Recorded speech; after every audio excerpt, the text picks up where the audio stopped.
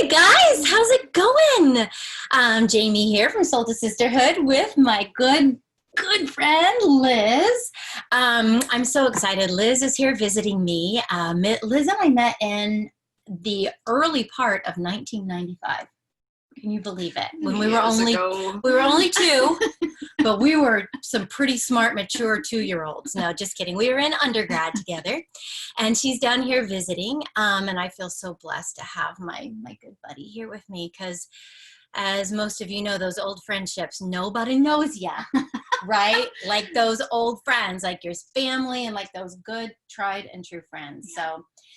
And I have been so blessed that Liz has been in my life for this long. And I was thinking about what I wanted to kind of say as my introduction. And knowing someone so long, it's really hard to kind of pinpoint all that you want to say, because I could, sing and dance an entire, probably 2-act musical. Which I would watch. Stick around, I just might. But I remember when Liz and I became friends, even at that time in my life where I had started none of my sort of spiritual journeying or seeking, I remember feeling so lucky that you had chosen to be my friend. I felt so blessed to have you in my life. And there are many, many reasons why that was true then and why it still remains true to this moment. However, Liz, you've always had this ability to compassionately stay rooted in your truth. And I've always just watched and learned from you. I think I kind of was maybe a little brash or more harsh back then. Maybe I still am, I don't know. But I felt like I had to kind of have this harsh persona to protect myself. And I would watch you create this beautifully empowered softness around your truth, and people gravitated towards you, as did I. And I mean, it was such a learning experience for me then, and you have not disappointed. I consistently learn from you every time we talk, every time we're together, which is never as much as I would like, but I mean, you have taught me so much. You have led the way for me in so many ways. You've opened the door for me so many times, and I'm just so grateful to have you in my life. Oh, I love you so much. Thank you. That's such a lovely, lovely introduction. It's so nice to hear those things, and I send it all back to you too. I know. Yep. And I'm so grateful that you're part of this project that has been really just that effort of my soul that I've been so focused on and dedicated to for 27 plus months, as everybody knows, because I did the little video on September 10th saying happy 27-month anniversary. so thank you for that, sweetheart, for being part of this project. But let's just kind of jump in. So one of the things that you start your story off with, and we kind of prepared for this, like I do with all the interviews. I want to kind of tell each sister goddess like what I was going to touch on from their story. And so we've been talking about this for a little bit, but one of the things that is so impactful and you start your story with is that you say, I'm happier now that I've been in a long time. And to get to that place, I've had to become content with it all. And that means the good, the bad, and the ugly. Yeah. So can you talk a little bit about what that means for you? Yeah. I think, over the last probably 10 or so years, just had a lot of change, as I'm sure a lot of people do, and really got to some low lows, and little by little kind of dug myself out of that with the help of other people, of course, but and then kind of got to a happier place, but really realized that those kinds of moments happen in life. It's not just a one-time thing. Mm-hmm. And that in order to kind of stay content, I needed to just be able to sort of take all of those things in and say, yeah, this is what's happening right now. And like we were kind of talking about the other night, my mantra these days is it all belongs. Yeah, talk more about what that means. Yeah, I mean, it's kind of a Buddhist idea of just saying this is what's happening right now, and nothing is an accident. Mm. And so even if it feels painful, or it feels like you made a mistake, or you hurt someone's feelings, or you did something to yourself, it happened. So it needed to happen, and it all belongs. And then I kind of just try and take a deep breath and ground in that. Well, if it belongs, then that's okay. Wow. It's okay. It has to be. That because it is, happened.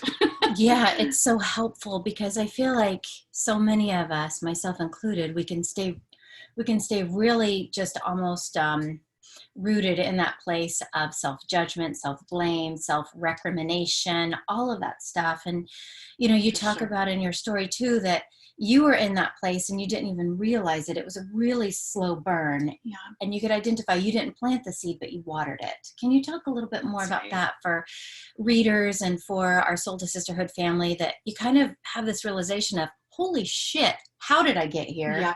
And then how do I get out? Yeah. For many years, I considered myself very confident and very grounded, and I didn't feel like anything would be able to really, really, really shake my core, because I just felt quite confident in myself. I'm a very independent person. And then kind of what you just said, and I guess what I said in the story, is that one day I woke up and realized I don't know I don't know that I don't recognize myself. Mm.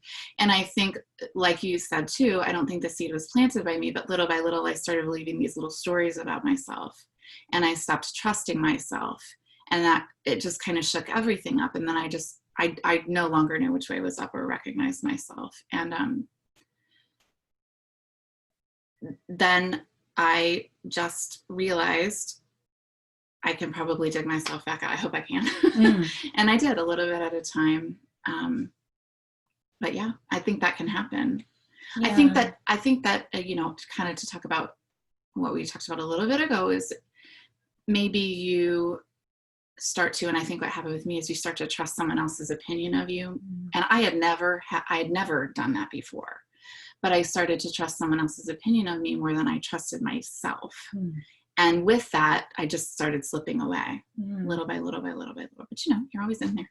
Yeah, you are. You're in there. Always in there. Yeah. And you said the two byproducts were like what you just said, losing that trust in yourself, not knowing who you are, and seeking outside sources for even the smallest of things, like where to go to eat. Oh, well, they probably know better than I do. Right. That's exactly right. That kind of thing in your head. And then you also talk about the other side of that coin was so much negative self-talk that nobody ever heard because it was all internal. That's right. Yeah. And so how did all of that come together to create this energy of what you just said? You're still in there. Like you knew you could dig yourself out of it. I was doing a lot of reading, which I think was great for me. And I would say to anyone who's feeling, really, I got very isolated when I was in that sort of period of time. But I started to read and I thought, this makes a lot of sense to me. That I can't be all that bad. These books are kind of, I'm in there. I'm a spiritual person. I'm, and I would just start to think, and somewhere I think I heard, talk to yourself like you talk to your friend. And I thought, I would never say these things I'm saying to myself to a friend, and I wouldn't allow it if they were saying it about themselves.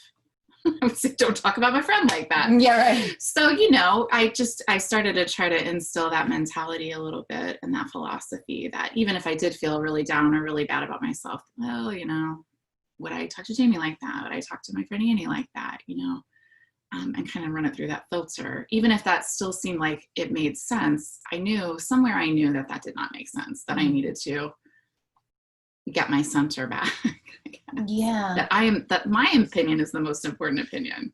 Yes, it is. And that's one thing that I love about our book. And what my hope is that we really cultivate this sense of we are our own best counsel all the time. That's right. No matter what we've been led to believe. That's right. Yeah. That's right. Yeah. And one of the things too I want to touch on is the isolation piece. That place of self-judgment can feel, like you said, so isolating. And that becomes almost a self-perpetuating cycle, doesn't it? It does. And I think, if you start to think that something's wrong with you, whatever you think it is, or whatever someone's telling you, at least for me, I just started to withdraw, and I started to think, I don't want anybody to see that, So I kind of started to withdraw from my friends and even my family. And it's kind of a dangerous place to be, because then if you're alone with that negative self-talk, But I think there's always someone who cares about you, whether you know that or not. Yeah. And it is important to try to reach out to them. But if you can't, I think reading is a great way of doing it. We're just trying to, little by little, be a little nicer to yourself. Little rituals. Yeah. Those little rituals really do go a long way. Yeah.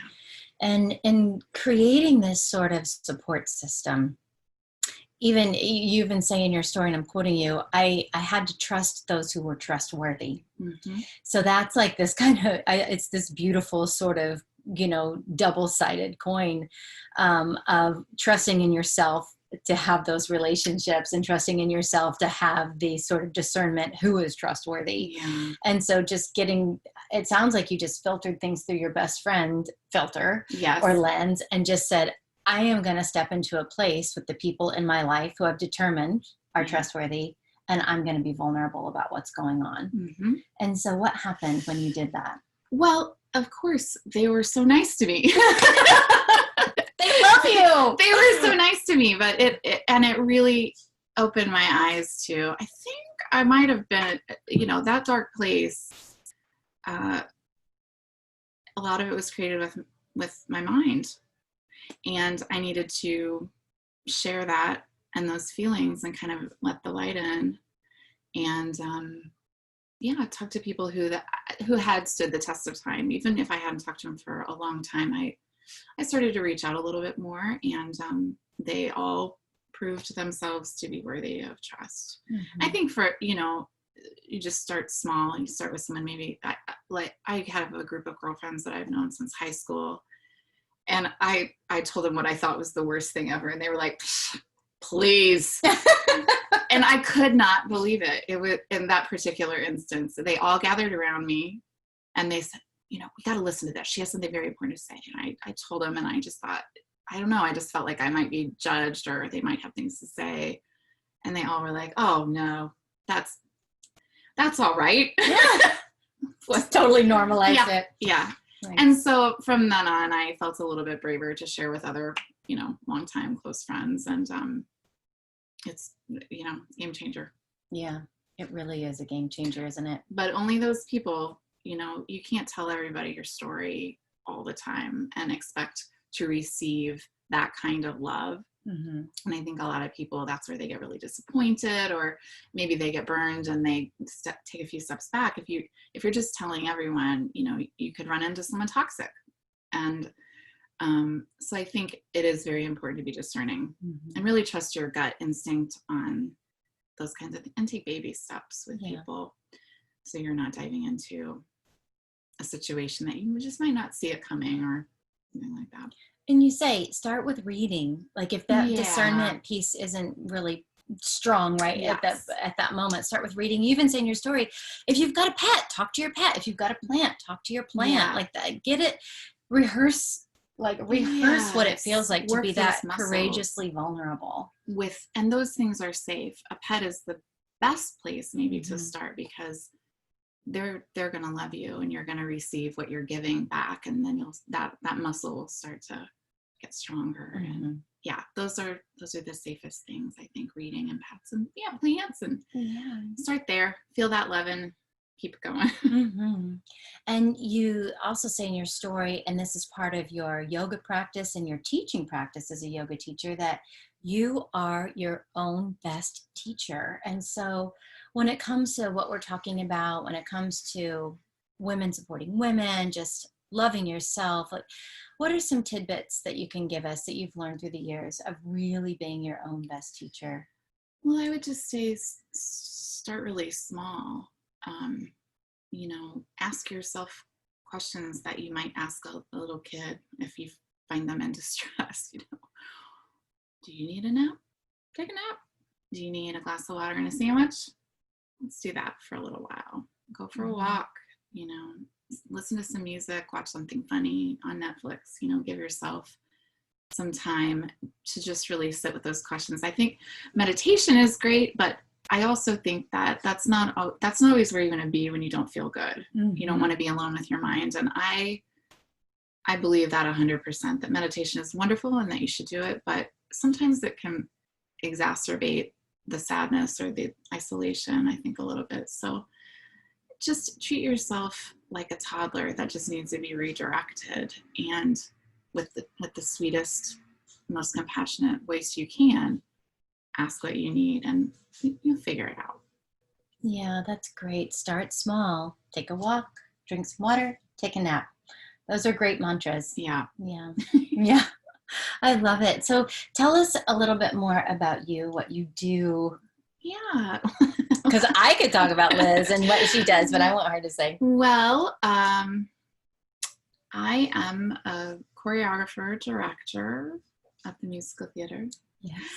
I'm also a yoga instructor, meditator, lifelong learner for sure. Just got done with a contract before COVID of a national tour, working as a performance instructor, where I get to use all of my skills to help help the cast and crew be more compassionate with themselves. That's been a really great joy, to just do a little yoga with them and talk to them a little bit, and it's good. Communicating is good. Yes. You also have a master's degree. Yes. That was my phone ringing. You're very popular. That's your agent calling. Yes. Liz's agent is watching this, and she's calling my phone to offer you a job. A Zoom job. A Zoom job. Everybody. Okay, there you go. Well, we'll take what we can get, right, baby? Yeah, that's right. Yeah. Just kidding, though, because we deserve the best. That's right. That's that discerning piece of running it through your best friend filter. That's right. Right. Well, so the last thing that just I want to part with is it's a quote from your story, and I'm paraphrasing it, but it's so impactful to me. And it's just that nothing that you've done is ever going to be too big or too small to matter to someone. And I think that's kind of what we can get into, and what you've so beautifully touched on is the really big stuff that we hold with fear and we try to hide. We think nobody wants to hear that. Nobody cares that much. Nobody really wants to go there with me. And then the little stuff, we convince ourselves, oh, nobody wants to hear that. Nobody cares. This is trivial. And then we kind of get stuck in this sort of middle ground of not having the rehearsal of sharing. And then we almost get, I think, so good at quieting our voices, quieting our needs, and quieting our just desires to connect, which we know is so crucial. So what would be some additional things that you can think of, just of besides talking to plants and pets and treating yourself like a toddler? What would be just an additional thing you can think of to just take that jump, take that leap? Yeah, well, you might look for, I don't know, just try to be open. I think that'd be just try to be open to receiving. Maybe step out and, see if there's anything interesting, any classes at the library that you might be interested in, or just keeping your eyes open for beauty. When you're talking with someone, really look at them and talk to them and just see what happens. I think that's how I try to practice. Just listen, talk to people, and keep your heart open if you can, with discernment. Yeah, keeping your heart open with discernment, and talk to yourself like you would to your best friend. That is such a great filter. Yeah, because in all honesty, all of us are so wonderfully loving, right? We are so compassionate and so supportive of one another. We would stop a friend if they were saying that about themselves. 100%. Yeah, we would say, honey, I'm not going to let you talk about yourself like that, ever. Mm-mm. Yeah. However, it's a lot easier to do that for someone in some respects than it is to do it for ourselves. So let's just shift that whole script, and let's just really focus. Let's just make a dedication, an agreement, if you will, for the next 24 hours. Whoever watches this, we're going to just try it. 24 hours. Run every bit of self-talk through that filter, would I say this to my best friend? And if you wouldn't say that or like that in that way, then just change it. It's like you said, it's as easy as just changing it and being like, "Oop, I'm letting it go. You Just know, practice. I It's can just get myself practice. out of this." Yep. And it Mhm. won't be perfect. Just No. practice. And then that will turn into your life. That's right. It won't be perfect, but it will matter. That's right. Yeah. Yeah. Well, oh my goodness. So the Soul to Sisterhood book is almost done. I gave Liz like her working copy so she can take it home with her when she leaves this weekend. And for those of you who kind of know the format, I am almost done with the letter S in the glossaries, the glossary words for the glossary words that are in the book and the glossary in the back of the book. But I'll keep everybody posted as to when the actual book is done with all the proofreading and everything else. But until then, just know that I'm so grateful for you. Thank you so much for being part of this family. Thank you for just being so supportive of me and to all of our 38 goddesses featured in the 36 chapters of the Soul to Sisterhood book. And if you want to learn more, if you want to go watch some other videos and you can't access them via this Facebook page, if I could say that again, we didn't do our warm up before we started. OMG, let's do a little tongue twister. Just kidding. If you'd like to access them via the Facebook page, it's www.soul-sisterhood.com, and it's under the interviews tab, and that's where this interview will be as well. So until then, my loves, namaste. Oh, thank you, sweetie. I love you. I love you too. Mwah.